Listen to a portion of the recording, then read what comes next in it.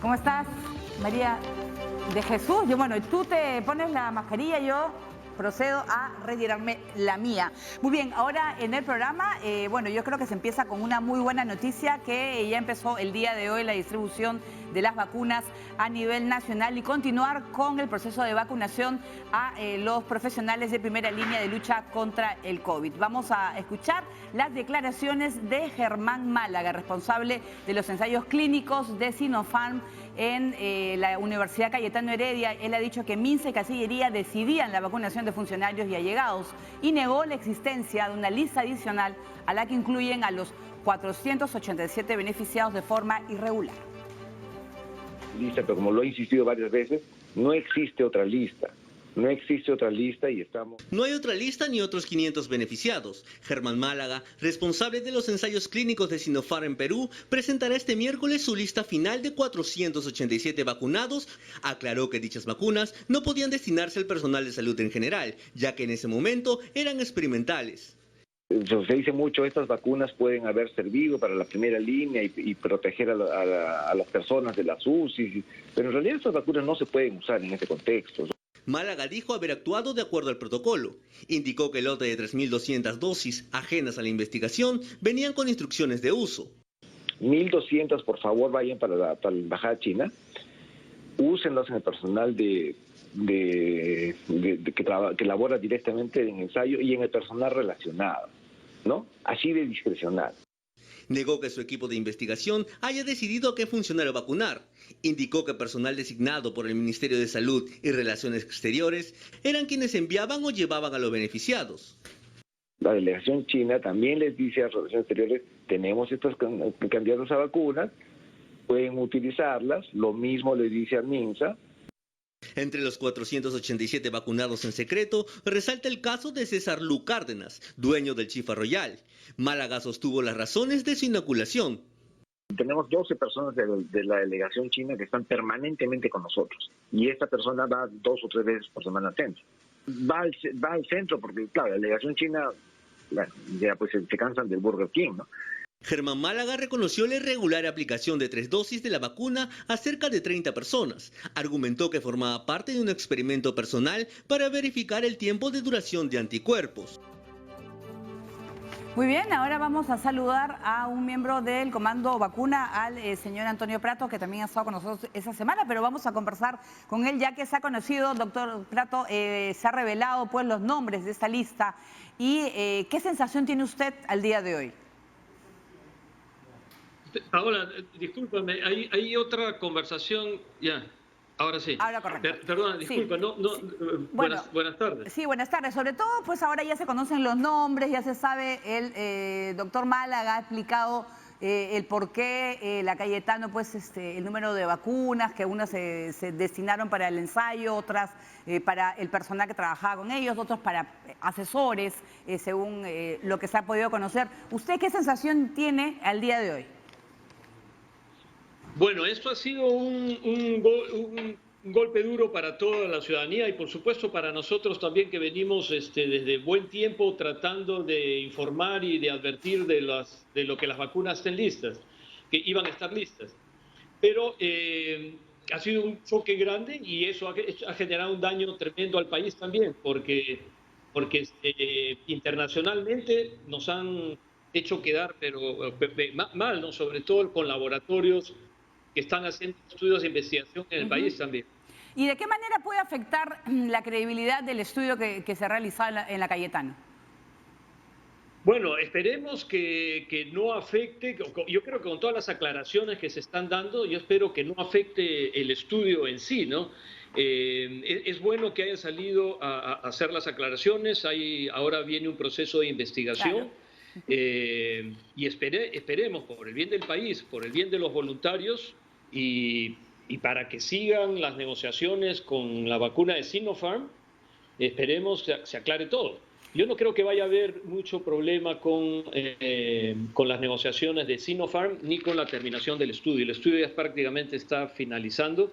Hay 12.000 voluntarios, lo cual es importante. Yo creo que ha sido el estudio más grande que se ha hecho últimamente en América Latina. Es un estudio muy, muy grande y la información que se va a sacar de este estudio es importantísima para el mismo laboratorio, para el mismo Sinopharm, ¿no? No, claro. Entonces, esperemos que no pase a mayores, digamos. Claro, y además sobre todo por la ciencia, ¿no? La ciencia en el Perú que a veces no se está dando pues de la manera que quisiéramos, y eso lo que se espera que con transparencia para no manchar, ¿no? Esos estudios en los cuales están participando yo creo que muy buenos profesionales también. Es correcto, Paola, has mencionado un tema muy importante. El Perú era un centro de investigación clínica muy importante a nivel mundial.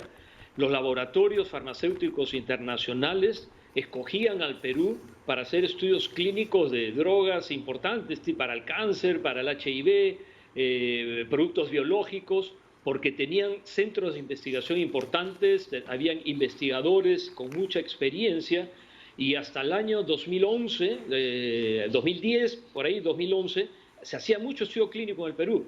Cuando empieza el gobierno del expresidente Humala, se pusieron muchas trabas y muchas restricciones para el tema de estudios clínicos y para muchas otras actividades del sector privado. Entonces eso hizo que se alejaran los estudios clínicos de Perú. Entonces ahora regresan los estudios clínicos a raíz de la vacuna, y lamentablemente se da este incidente, ¿no? Tenemos 4 estudios clínicos en Perú con vacunas. Tenemos el de Sinopharm, tenemos el de Johnson & Johnson, AstraZeneca y CureVac. Entonces, es importantísimo. Yo no sé si hay tantos países en el mundo haciendo 4 estudios clínicos de vacunas, ¿no? Y lamentablemente esto esperemos no afecte, ¿no? Después, sobre todo cuando se terminen estos estudios clínicos, claro. Y esperemos que en el futuro se sigan haciendo. No, y además, sobre todo que sirva, no sé si se podría decir que sirva de lección lo que está sucediendo para que los estudios se hagan. Por ejemplo, la Johnson & Johnson ha aclarado que ha enviado el número de vacunas para los que participan en el ensayo, más no para el equipo. Es correcto. Los 3 otros laboratorios que están haciendo estudios clínicos en Perú han hecho ya su aclaración, y que ellos no dan dosis adicionales que no sean para los voluntarios. Bueno, está bien. Entonces, sobre todo, yo quiero rescatar unas declaraciones que usted, estaba escuchando en esa semana, en las cuales, pues, ahora se le había aclarado el panorama de lo que se había pasado en los últimos meses con el comando, la relación del comando vacuna con el MINSA. Sí, no, lo que pasa es que nosotros desde el principio nos extrañaba mucho que no se cerraran acuerdos cuando en otros países se venían cerrando. De pronto nos dimos cuenta de que por ejemplo, el contrato con Pfizer no se cerraba y no se cerraba. Entonces nosotros preguntábamos por qué no se cerraba. Entonces por ahí salían a decir, no, es que tienen intereses con Pfizer. Bueno, eso era un poco el voltear la tortilla, ¿no? Salir como diciendo, vamos a desviar la atención. No, hay intereses con Pfizer.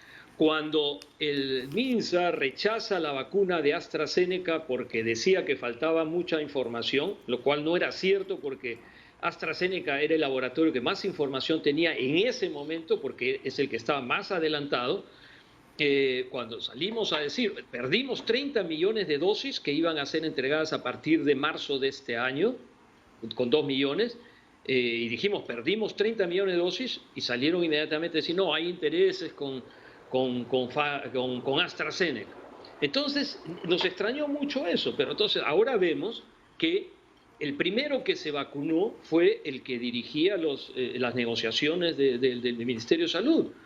El doctor Carlos Castillo, que lo hemos visto en este listado. Él fue el primero que se vacunó y él es el que dirigía las negociaciones por parte del MINSA. Claro. Entonces hoy día entendemos por qué pasó. Ya podemos intuir qué pasó, ¿no?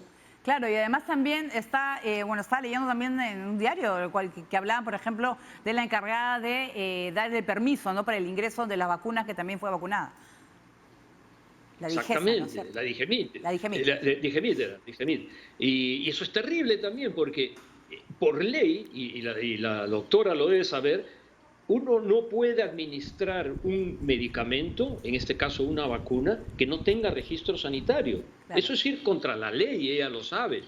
Y todos los que se han vacunado antes hasta diciembre, porque el registro sanitario lo han dado, si no me equivoco, a fin de diciembre o principio de enero, todas las personas que se han vacunado antes de diciembre sabían que estaban cometiendo un delito. Claro, pero entonces es deplorable, ¿no? Entonces, que sirva como lección también, en el cual estamos hablando pues que esa vacuna o la distribución que se realizó de una manera no correcta, en las cuales pues con el visto bueno de personas que estaban involucradas, pues, o sea, al final te vacuno y no, ¿cómo me vas a decir que no luego pues a la vacuna? ¿No es cierto? Eso también afecta tanto el prestigio de Sinopharm también, que están muy preocupados, yo me imagino también el gobierno chino al respecto, y sobre todo el estudio, ¿no? Que se vaya a manchar por ese tipo de cosas. Eso es cierto, eso sería gravísimo. Un estudio que está ya terminando y que se manche por eso.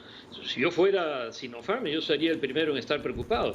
Pero lo peor es de que los otros 3 laboratorios que están haciendo estudios clínicos acá, y que son laboratorios europeos y americanos, donde el tema del compliance, todo el tema del cumplimiento es sumamente estricto, también deben estar preocupados porque dirán, ¿a dónde nos hemos metido a hacer estudios clínicos? Entonces, eso la reputación del país es tremenda. Antes de ayer estaba viendo CNN y también cuando hago el cambio de canal, lo primero que veo es escándalo de vacunas en el Perú, todas las autoridades. Esto es una vergüenza nacional. Muy bien, sí pues una vergüenza pues también a nivel internacional, y ayer pues hablaba el presidente de la República en los cuales además de la crisis que había en el país económica, además estaba esa crisis moral, ¿no? Una crisis ética en los cuales debemos reflexionar y sobre todo mirar adelante para que se pueda cumplir con el plan de vacunación en nuestro país. Hoy se ha logrado distribuir un gran número de vacunas y lo que queremos es realmente cumplir con esta meta este año, ¿no es cierto? ¿No? Eso es cierto, Paola. Tú has dicho algo muy cierto. Que los que tengan que investigar, investigan, lo que haya que sancionar, que se sancione, pero hay que mirar hacia adelante. Yo creo que al ministro, al canciller y al nuevo ministro de Salud les espera un reto tremendo. Al canciller mejorar nuestra imagen o limpiar nuestra imagen a nivel internacional. Él es una persona con muchísima experiencia, yo creo que va a ser un trabajo importantísimo y sobre todo también en las negociaciones. Acuérdense que hay que cerrar varios contratos que ahorita mismo están pendientes. Y al ministro de Salud concentrarse, y él ya lo manifestó, concentrarse en el proceso de vacunación, que todavía viene lento. Ojalá algún día lleguemos a vacunar a más de 200.000 personas por día, como lo ha hecho Chile en su momento, o lo está haciendo, y a terminar de cerrar contratos y informar a la población un calendario tentativo de vacunación para que bajar esa ansiedad, incertidumbre y ganar nuevamente la credibilidad en las autoridades. Yo creo que eso es lo único que nos queda hacer, como tú bien dijiste, mirar hacia adelante. Así es. Señor Prato, ¿usted va a continuar apoyando, si se lo pide el gobierno, el Comando Vacuna, sigue sus labores hasta que se finalice el último contrato? Nosotros, es bueno aclararlo, nosotros jamás hemos tenido una relación con el gobierno. Nosotros sencillamente nos juntamos 4 profesionales independientes, totalmente ad honorem, tomando parte de nuestro tiempo. Digamos, ahora lo vemos retrospectivamente, hemos tomado mucho de nuestro tiempo para desinteresadamente estudiar el tema de las vacunas, los contactos con los laboratorios que tenemos, con las universidades para ver el estatus de las vacunas y difundirla a través de ustedes, a través de la prensa, difundirla a la ciudadanía y a las autoridades. Eso es lo que hemos hecho y vamos a seguir haciéndolo hasta que se vacune el último ciudadano de este país. Así es, y con los contratos aún pendientes, ¿se cubre el 70% que se pide para lograr esa inmunidad total de la población? Sí, se cubre más que eso, ¿no? Más que eso, pero eso es bueno porque el suministro de vacunas está ahora muy limitado por el tema de la tremenda demanda que hay, ¿no? Entonces, cuanto más contratos se firmen, vamos a tener mayor cantidad de dosis garantizadas. Y si se retrasa un laboratorio, otro podría adelantarse. Y al final del día no es que van a sobrar vacunas, porque las vacunas nos van a servir para la vacunación del siguiente año. Probablemente esto va a ser parecido a la influenza, donde cada año o cada 18 meses o cada 24 meses habrá que reforzar la vacunación.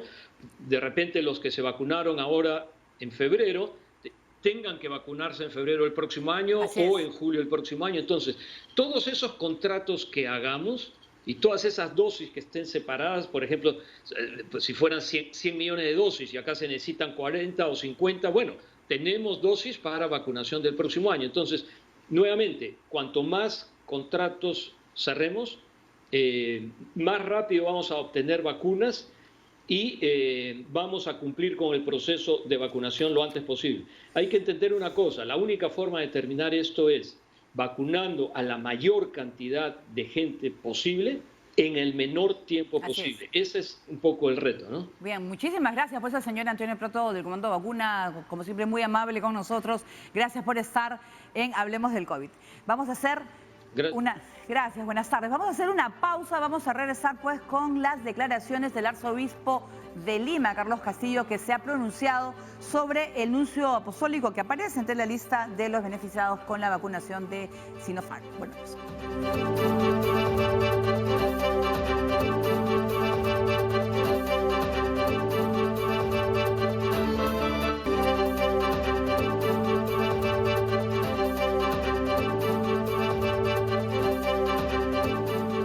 La 1:19. Seguimos pues en Hablemos del COVID con nuestro siguiente invitado. El saludo a Fernando Mejía, infectólogo, para hablar pues de varias cosas con respecto a las dosis de la vacuna. Muy buenas tardes, bienvenido a Hablemos del COVID.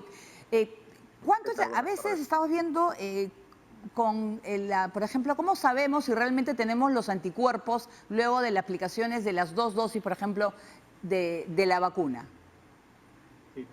Normalmente, después de la aplicación de las 2 dosis, se hace una medición de anticuerpos neutralizantes. Eso en el estudio clínico, en el ensayo clínico, se hace al día 35. El voluntario llega el día 1, hace todo el procedimiento, recibe la primera dosis, a las 3 semanas recibe la segunda dosis y 2 semanas después acude nuevamente al establecimiento de investigación y se le hace un dosaje de anticuerpos neutralizantes. Eso normalmente se manda al extranjero porque es un, digamos, procedimiento diagnóstico complejo, que lo hacen algunas instituciones de investigación, básicamente. Claro. En la práctica, o sea, cualquier persona no puede estar seguro a través de pruebas diagnósticas. ¿Por qué? Tiene que confiar que después de 2 dosis y 2 semanas después de la segunda dosis, está protegido. Eso es lo importante. Porque hacerse una prueba serológica, si sale positiva, estos dosajes de anticuerpos, te va a decir sí, estás protegido, pero si sale negativo, no te va a decir que estás desprotegido, sino que muchas personas demoran mucho tiempo en formar estos anticuerpos o tienen otro tipo de respuesta predominantemente celular, o también las pruebas diagnósticas, la prueba rápida, la prueba serológica, que son comerciales, no miden estos anticuerpos neutralizantes necesariamente. Claro, pero por ejemplo, eso significa que si no es tan fácil tampoco de demostrar o de generar esos anticuerpos, ¿eres también posible, puede darse que te puedas contagiar, ¿no? de COVID?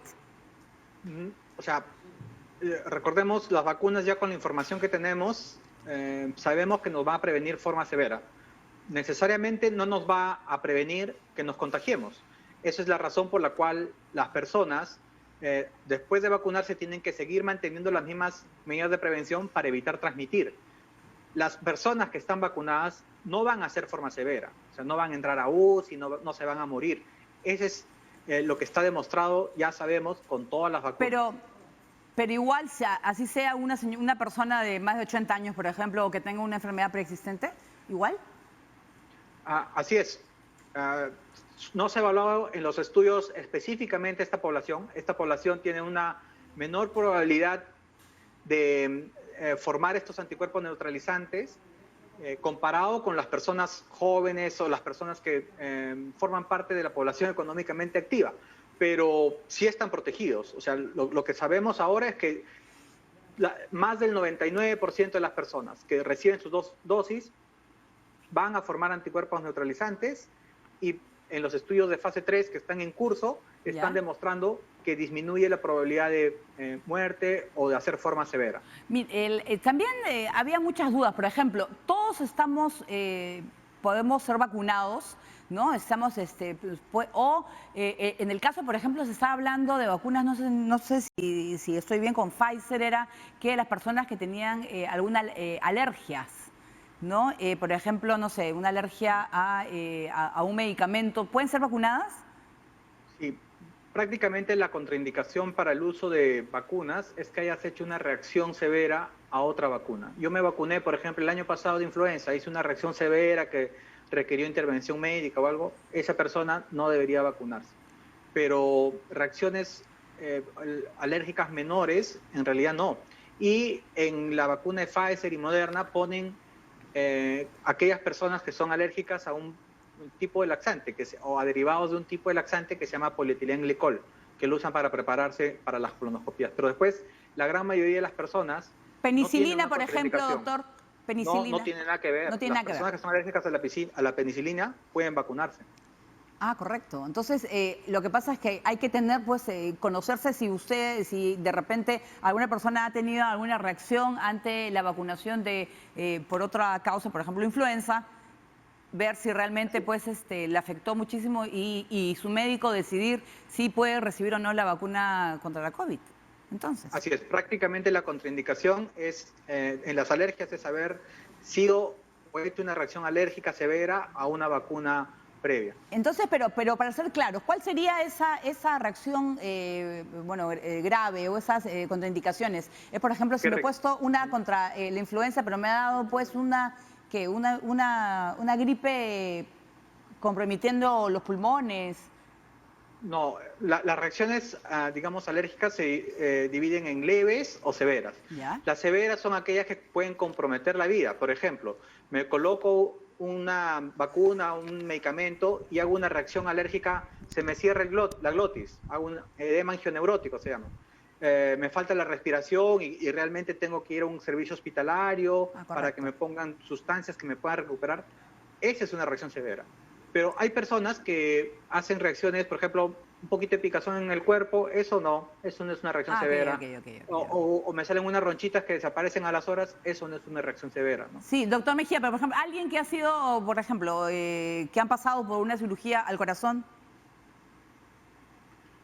Si es que no es reciente esa cirugía, estamos hablando de en el posoperatorio, ahí tendría una atingencia en la vacunación. Pero si es que ya pasó la cirugía, ya está en su casa y todo, sí puede vacunarse.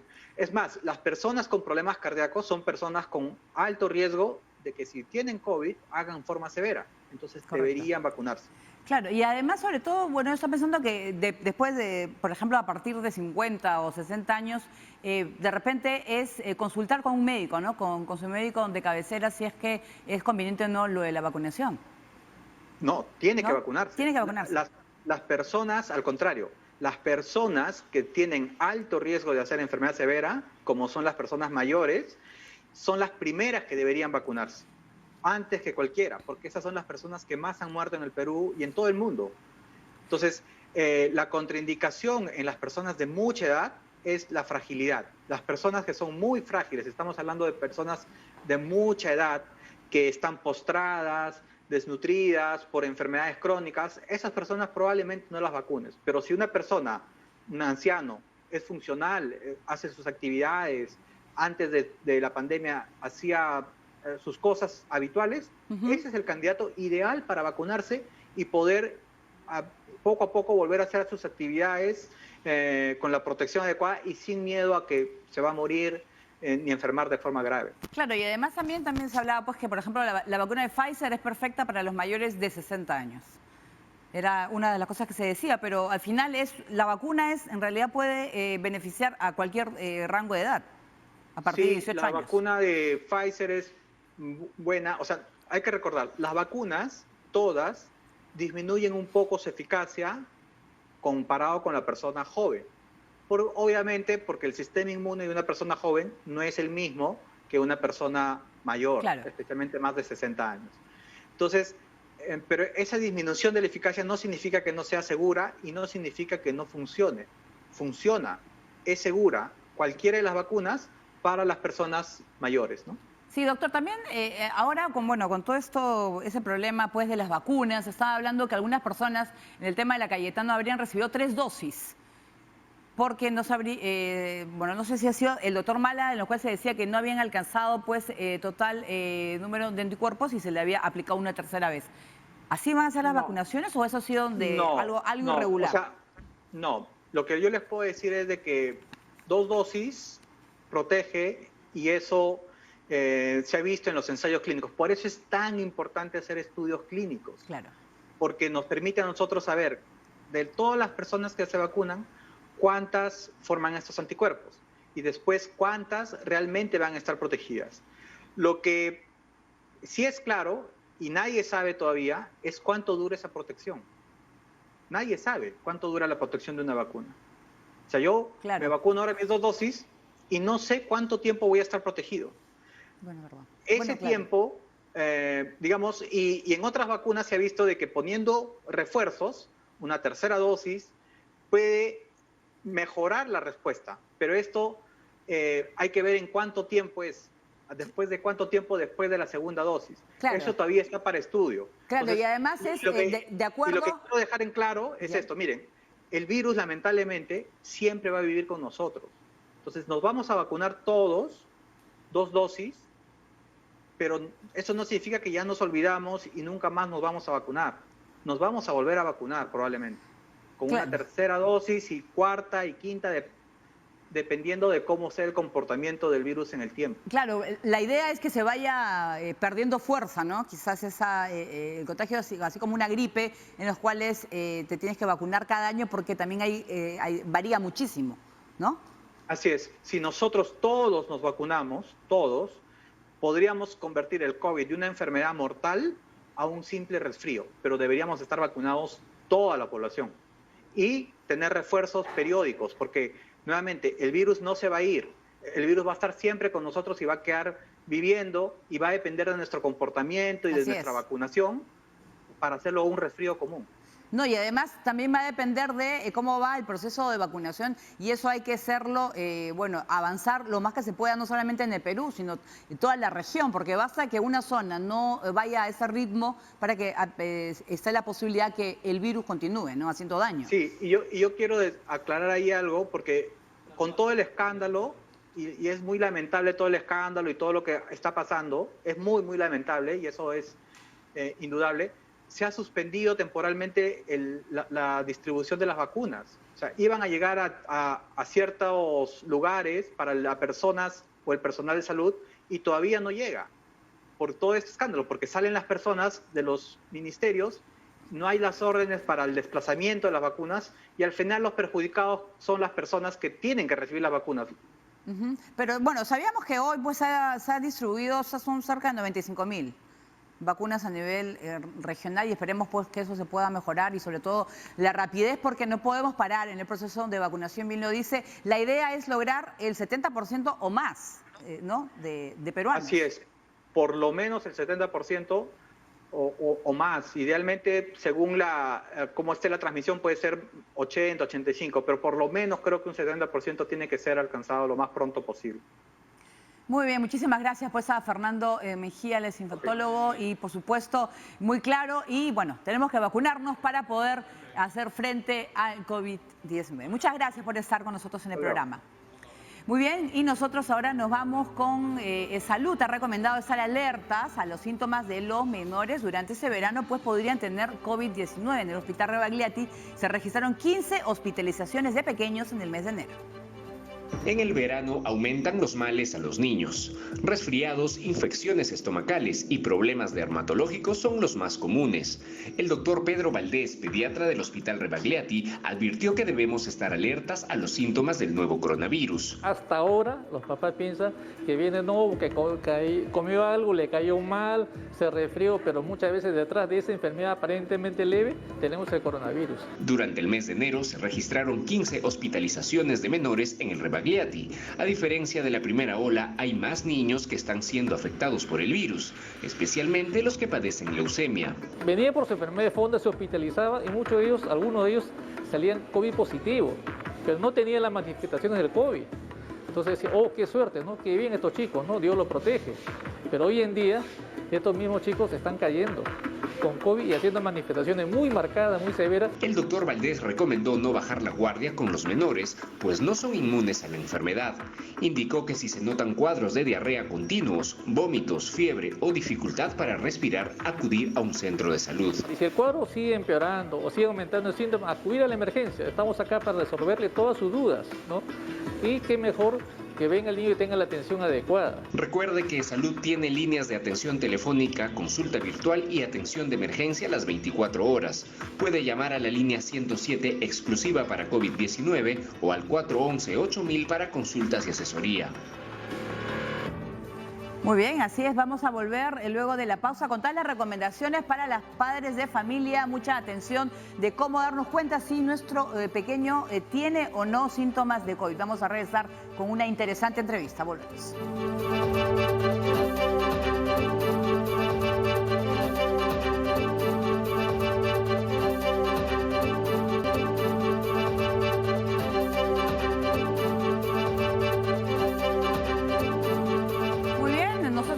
En el programa y estábamos hablando antes de la pausa de que lamentablemente se habían dado casos de niños afectados por COVID-19, habían presentado síntomas y se habían dado una serie de hospitalizaciones en el Hospital Rebagliati. Ahora vamos a saludar al doctor Marco Almerí para poder hablar cuáles son esos síntomas o qué deben hacer los padres de familia para menores de 12 años que tienen la sospecha pues de que puedan tener COVID. Muy buenas tardes, doctor. ¿Cómo está usted? Muy buenas tardes, lo mismo a todos los televidentes. Efectivamente, los menores están teniendo síntomas característicos que puede ser que podamos identificar rápidamente estos casos. Un síntoma muy frecuente es la pérdida del olfato y también la del gusto. Y además los niños están teniendo diarrea. A ver, si nos ordenamos, el 80% de los niños menores de 12 años tienen o pérdida del olfato o pérdida del gusto, y el 50% está teniendo dolor de garganta, tos, y hay un 30-40% que está teniendo diarrea. Entonces, así están presentándose los chicos cuando vienen a la emergencia con estos cuadros por COVID. Entonces estamos hablando, doctor, hace unas semanas yo entrevisté a una doctora de Inglaterra, la doctora Martha Cohen, que me contaba, bueno, de la variante británica que afectaba a los menores de edad y se estaba dando, como usted bien dice, síntomas de diarreas o problemas intestinales. Entonces, que muchos también estaban hablando del síndrome de Kawasaki. ¿Qué síntomas deben tener cuidado los papás? Por ejemplo, puede ser una fiebre y diarrea que dura más de un día o en el primer día hay que llevarlo al doctor. Ciertamente, los chicos pueden hacer el síndrome de Kawasaki, que se caracteriza por una gran fiebre, es una fiebre bien exacerbada, ciertamente más de 24 horas, que descarte la posibilidad que sea un resfrío común. Y además el valor, 39 grados de temperatura, es muy llamativo para pensar en esta época de pandemia en COVID, ¿no? A diferencia de un resfrío común que no pasa los 38.5 grados de temperatura. Lo otro es que ciertamente los niños hay que controlar la frecuencia cardíaca. En el Kawasaki tienen una gran taquicardia, 130, 140 latidos por minuto. En cambio, cuando se trata de algún resfrío común, que es con lo que nos podríamos equivocar, o una infección intestinal por diarrea, la frecuencia cardíaca no llega a 100 latidos por minuto. De manera que eso también nos puede ayudar a diferenciar. Y lo otro, ciertamente en la parte intestinal, los chicos tienen llagas o úlceras en la lengua, lo que nosotros lo hemos llamado como lengua COVID, ¿no? Unas aftas orales que aparecen allí, que no secan y que duran más de 3 días. Entonces también tienen que hacernos sospechar de COVID. Las manchas de color púrpura en la piel también es característico, aparecen en los miembros superiores, en el miembro inferior y también en el tórax, tanto en la parte anterior como posterior. Doctor, ¿cómo son esas manchas? ¿Es como qué? ¿Como pequeños golpes? ¿Como moretones? Exactamente. Una mancha media púrpura, otras violáceas. que efectivamente asemejan a un moretón inexplicable, ¿no? El chico no se ha golpeado, no se ha caído y de pronto aparece eso, o asociado a, puede ser un malestar general, puede ser un dolor de garganta, puede ser alguna fiebre, puede ser una diarrea. Entonces usted tiene que sumar los síntomas para comenzar a sospechar en el COVID, ¿no? Que como ya hemos dicho, las variantes ahora ciertamente afectan con mayor frecuencia a los niños. Claro, y además, doctor, sobre todo, y yo creo que eso es muy importante, el mensaje que tenemos que dar de acá, es que a veces los papás lo están sacando a los niños sin la protección indicada. Los niños deben usar mascarilla, entonces, incluso sí, bebitos, ¿o no? Mire, de menos de 2 años no se indica mascarilla, pero tampoco se indica exposición del niño a lugares cerrados o con público. De 2 a 5 años hay una gran discusión, ¿no? De 2 a 5 años se recomienda, si va a estar en un ambiente cerrado donde hay mucho público, que es algo que deberíamos evitarlo, pero bueno, si es inevitable y va a estar allí, una mascarilla, ¿no? Por lo menos una KN95, una quirúrgica, porque esas mascarillas protegen mejor que los tapabocas de tela, por un lado. Ahora, a partir de los 5 años hacia arriba, ya se indica el uso de mascarilla. Antes, en la primera ola, bastaba una mascarilla, pero con la aparición de las variantes, que ya sabemos son más infecciosas, la recomendación es una mascarilla quirúrgica por dentro y un tapabocas de tela por fuera. Si usted suma la potencia de filtración de aire de ambas, llega al 90%. Entonces, sí que garantiza la posibilidad de que se evite el contagio cuando está en un mercado, en un banco, en un centro comercial con mucha gente y hay personas allí que tengan la capacidad de contagiar. Claro, por eso hay un laboratorio que ya anunció que va a hacer las pruebas en menores de edad, ¿no es cierto? Entonces, de repente, las vacunaciones para los niños serán el próximo año. Hay que cuidar a los pequeños porque son síntomas en los cuales pues les afecta mucho y muchos de ellos han sido hospitalizados. Así es, AstraZeneca se ha adelantado y efectivamente va a comenzar a probar, a hacer la fase 3 con los menores de 18 años y esperemos su pronta respuesta para que con confianza el padre de familia peruano también pueda vacunar en el futuro a sus hijos. En Chile ya por si acaso se está vacunando a mayores de 16 años, 16, 17 años ya los están vacunando acá en Chile y con éxito, no hay reporte hasta el momento de ningún caso complicado. Claro, y además, doctor, sobre todo en los cuales pues el niño cuando está hospitalizado, pues tiene, tú lo dejas prácticamente solo en el hospital, porque las madres no pueden entrar, ¿no es cierto?, para acompañarlos, pasan en el Instituto de Salud del Niño, por ejemplo. Entonces hay que cuidarlos muchísimo, no hay que confiarse, los niños se pueden contagiar, los niños deben usar mascarillas quirúrgicas y también, yo estoy viendo que hay muchos protectores faciales, ¿no es cierto?, ¿se puede también? Así es, sí, por supuesto, si van a subir a un medio de transporte público, tienen que usar su protector facial. Si van a ir al mercado, que no deberían, pero bueno. Que no salgan. De repente, claro, lo ideal es que no salgan, pero ya, si lo tienen que llevar, es su mascarilla con su protector facial para proteger de las salpicaduras, ya, ¿no? Claro. Que en la cara, así es, y que puedan contaminarlos o contagiarlos. Muy bien, muchísimas gracias. Muy claro al doctor Marco Almería, especialista en salud pública, por supuesto, con todos los consejos que debemos tener para poder cuidar a nuestros hijos y evitar pues que se contagien de la COVID-19. Ya lo sabe, si tiene a partir de 2 años, usar mascarilla y siempre con protector facial y en la medida de lo posible evitar que salgan de casa. Bien, hacemos una pausa y volvemos con más.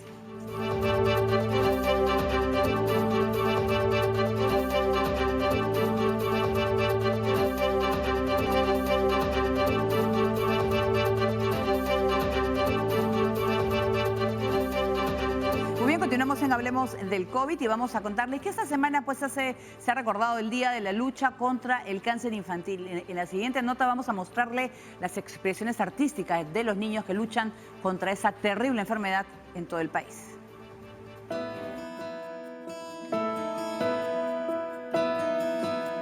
La doctora es su heroína, quien lo lleva feliz para ser dado de alta. Estos son los dibujos de los pequeñitos de todo el Perú que enfrentan diversas enfermedades oncológicas. Mediante sus pinturas, expresan su optimismo y esperanza frente a esta enfermedad.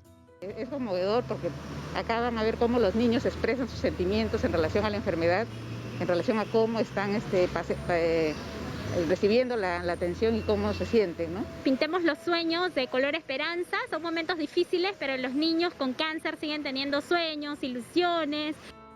La detección temprana del cáncer en niños es crucial para atacar la enfermedad. Según la doctora, existe sintomatología que podría alertar la presencia de esta. En Perú realmente se espera o se estima que 1.800 casos de cáncer sean diagnosticados al año. Sin embargo, sabemos que diagnosticamos mucho menos. Aproximadamente un 20-25% de casos no los diagnosticamos. Se han recopilado 79 dibujos sobre diversos temas, platos de comida, paisajes, su vida en el hospital o con sus mejores amigos. Todas estas hermosas imágenes serán expuestas de manera virtual en la página del Ministerio de Salud. La foto con más likes será premiada con una tablet. Muy bien, y nosotros pues vamos a seguir hablando de este caso, y hay que sobre todo pues apoyar a los niños que sufren esa terrible enfermedad, y saludamos al doctor Juan Peñaranda Salazar, médico patólogo del Banco de Sangre del Instituto de Salud del Niño de San Borja. Muy buenas tardes, bienvenido a Hablemos del COVID. Muy buenas tardes. Bueno, gracias por la cobertura. Así es. En nombre del Instituto del Niño de San Borja, y bueno, en verdad es un tema muy importante, ¿no? Lo de la donación voluntaria de sangre. Así es. Eso es lo que yo quiero preguntarle, porque sobre todo es un acto solidario y más aún un acto con los niños, es la donación de sangre y de plaquetas en esta pandemia. Cuéntenos un poco para todas las personas que quieren ayudar. Sí, bueno, lamentablemente no, las enfermedades están en cuarentena, ¿no? Las necesidades de sangre y de plaquetas todos los días tenemos pacientes que requieren unidades de sangre o de plaquetas para poder salvar su vida, ¿no? Es que nosotros por eso que invitamos a todo el público, ¿no? El público que nos ve en estos momentos, a que puedan acercarse al Banco de Sangre del Instituto del Niño de San Borja, ¿no? Y solidariamente hagan su donación, ¿no? Y regalen vida, esperanza, un cumpleaños más a nuestros niños. Así es. Todos los días consumimos plaquetas, unidades de sangre. Dígame, ¿las personas que han sufrido de COVID pueden donar? Bueno, sí, ¿no? Solo tiene que transcurrir un mes desde que los pacientes fueran dados de alta y no hay ningún inconveniente, pueden acercarse acá al Banco de Sangre a hacer la donación respectiva. A ver, cuéntanos también para que la gente sepa, ¿cuánto es el uso de sangre y de plaquetas al día que necesita un niño pues, que está sufriendo de cáncer? Mira, yo te puedo comentar, pacientes que tienen leucemia o anemia plástica, ¿no? Que son unas patologías muy complejas, muy graves, pueden requerir más de 200 unidades de sangre y de plaquetas con lo que se dura su tratamiento. ¿Qué significa eso? Yo debo tener 200 donantes por cada uno de nuestros pacientes. Se imaginarán, ¿no? La cantidad de transfusiones que requieren estos pacientes. Y la sangre y las plaquetas todavía solo lo podemos obtener de las personas, ¿no? Que solidariamente pues nos vienen y nos apoyan. Por ejemplo, si yo quiero donar, yo quiero ayudar, no necesariamente, ya con mi tipo de sangre voy y eso va a ir al banco de sangre del hospital y bueno, ayudará a la criatura que tiene mi mismo tipo de sangre. O hay un intercambio también. Exactamente, ¿no? Cada persona, por ejemplo, si uno dona sangre hoy día, esa unidad de sangre nosotros la procesamos y de cada unidad de sangre podemos salvar la vida de 3 personas, ¿no? 3 niños que pueden tener esperanza de vida y de seguir su tratamiento por cada donación que nosotros hacemos. Así es. Doctor Peñaranda, cuéntanos cómo están pasando ahora en esa segunda ola los niños enfermos de cáncer. ¿Pudieron superar en la primera ola, pero ahora que vemos que hay casos también de niños que se contagian? Exactamente, ¿no? Entendemos que la pandemia pues afecta a todos los niveles, ¿no? Como le decía, ¿no? El COVID está por todos lados, ¿no? Sin embargo, pues las otras enfermedades igual siguen, ¿no?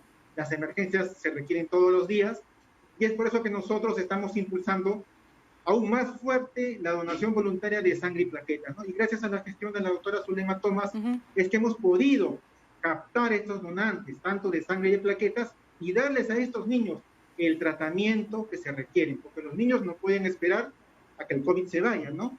Las otras enfermedades siguen y todos los días igual se requieren estos hemocomponentes para poder darles un soporte y una esperanza de vida, ¿no? A estos niños que lo necesitan continuamente. Sí, doctor, entonces rápidamente vamos a dar los teléfonos, dónde llamarlos, dónde hay que ir necesariamente. Cuéntenos un poco para las personas interesadas. Bueno, las personas que desean nos pueden visitar al Banco de Sangre que está en el cruce de Rosatoro con Javier Prado, ¿no? Nosotros atendemos todos los días de la semana, incluyendo domingos y feriados, a partir de las 7 de la mañana, ¿no? Ahora, las personas que de repente vivan en condominios, ¿no? En edificios, igual nosotros tenemos una movilidad que podemos desplazarnos a ese punto y en la comodidad, ¿no? De ser cercanía de sus casas, puedan hacer la donación. Tenemos esas modalidades. Lo importante es que los donantes estén ahí, nos apoyen. Igual tenemos un número de WhatsApp que yo te puedo dictar. Sí, excelente. En el cual ellos nos pueden escribir. Es el 940 41 9110. Repito, 940 41 9110, en el cual nosotros gustosos recibimos la comunicación y nos permite planificar. De repente podemos visitar un condominio, ¿no? Claro. Una empresa, y poder hacer pues una colecta de donación voluntaria. Igualmente también, como te mencioné, recibimos a donantes todos los días de la semana. Excelente, ¿no? excelente. Y los además atendemos rápido, hemos puesto todas las medidas de bioseguridad, ¿no? Para reducir a lo mínimo posible cualquier riesgo que pueda haber acá, ¿no? Sabemos que estamos en plena pandemia, igual nosotros tenemos que cuidar a nuestros donantes, ¿no? Así es, hay que ayudar a los niños, de este doctor. recurso terapéutico tan importante que son la sangre y las plaquetas. Así es, muchas gracias pues al doctor Juan Peñaranda Salazar, médico patólogo del Banco de Sangre del Instituto Nacional de Salud del Niño de San Borja. Pues hay que ayudar a los niños y ponerse de acuerdo quizás en el edificio, el condominio, todos los vecinos a donar para los niños que luchan contra esta horrible enfermedad. Muy bien, vamos ahora a saber el número de peruanos que ya están siendo vacunados. Acá la meta pues es 141.367 y en la actualidad en esos momentos hay 112.477 ya registrados y estamos a un 79 de avance, 79.56% de avance, así que ya estamos llegando a la meta, estamos en color verde, así que esa es una muy buena noticia, sobre todo para nuestro país. Muy bien, muchísimas gracias por acompañarnos en Hablemos del COVID. Mañana tenemos mucha más información para ustedes. Chao.